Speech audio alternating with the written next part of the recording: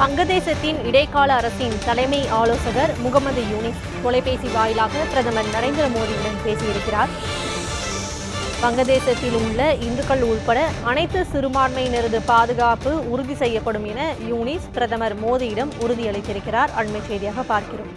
வங்கதேசத்தில் நிலவும் சூழல் குறித்து இரு தலைவர்களும் பேசியிருப்பதாக தகவல் கிடைத்திருக்கிறது. கூடுதல் விவரங்களை வழங்குவதற்காக செய்தியாளர் நிரஞ்சன் இணைந்திருக்கிறார். நிரஞ்சன், வங்கதேசத்தின் இடைக்கால அரசின் தலைமை ஆலோசகர் முகமது யூனிஸ் பிரதமர் நரேந்திர மோடியுடன் தொலைபேசி வாயிலாக பேசியிருக்கிறாரே, இருவரும் என்னென்ன உரையாடினார்கள்? இரு தலைவர்களும் தொலைபேசி வாயிலாக பேசியிருக்கிறார்கள். வங்கதேசத்தின் இடைக்கால அரசின் தலைமை ஆலோசகராக இருக்கக்கூடிய புரொஃபசர் முகமது யூனிஸ் தான் பிரதமர் நரேந்திர மோடிக்கு அழைத்திருக்கின்றார். அப்பொழுது இரண்டு நாடுகளிலும் தற்பொழுது நிலவக்கூடிய சூழல் குறித்தும் விவாதித்திருக்கிறார்கள்.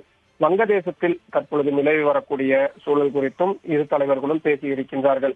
அதே போல வங்கதேசத்தில் இருக்கக்கூடிய இந்துக்கள் உட்பட அனைத்து சிறுபான்மையினரது பாதுகாப்பு மற்றும் அவர்களுக்கான தேவையான புரொடெக்ஷன் உள்ளிட்டவையெல்லாம் வழங்கப்படும் என்று முகமது யூனிஸ் பிரதமர் நரேந்திர மோடியிடம் தொலைபேசி வாயிலாக பேசிய போது தெரிவித்திருக்கின்றார். மிக முக்கியமான ஒரு தகவலாக இதனை நாம் பார்க்கிறோம். ஏனென்றால் தொடர்ந்து வங்கதேசத்தில் இந்துக்கள் உட்பட அந்நாட்டின் சிறுபான்மையினர் மீதான தாக்குதல் அதிகரித்து வரக்கூடிய சூழலில் அவர் ஏற்கனவே உறுதியளித்திருந்தார். தற்பொழுது பிரதமர் நரேந்திர மோடிக்கு தொலைபேசி வாயிலாக பேசி அதை மீண்டும் உறுதிப்படுத்தி இருக்கிறார் என்றுதான் சொல்ல வேண்டியதாக இருக்கிறது.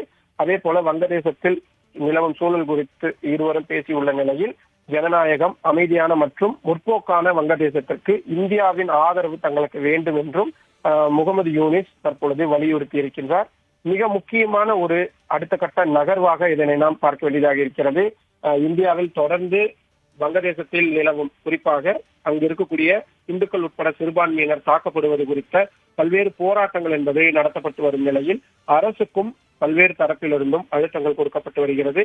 இந்த நிலையில் அந்த நாட்டின் வங்கதேசத்தின் இடைக்கால ஆலோசகர் தற்பொழுது இந்த மிக முக்கியமான ஒரு உறுதிப்பாட்டை இந்தியாவிடம் கொடுத்திருக்கிறார் என்பதை பார்க்க வேண்டியதாக இருக்கிறது. விவரங்களுக்கு நன்றி நிரஞ்சன்.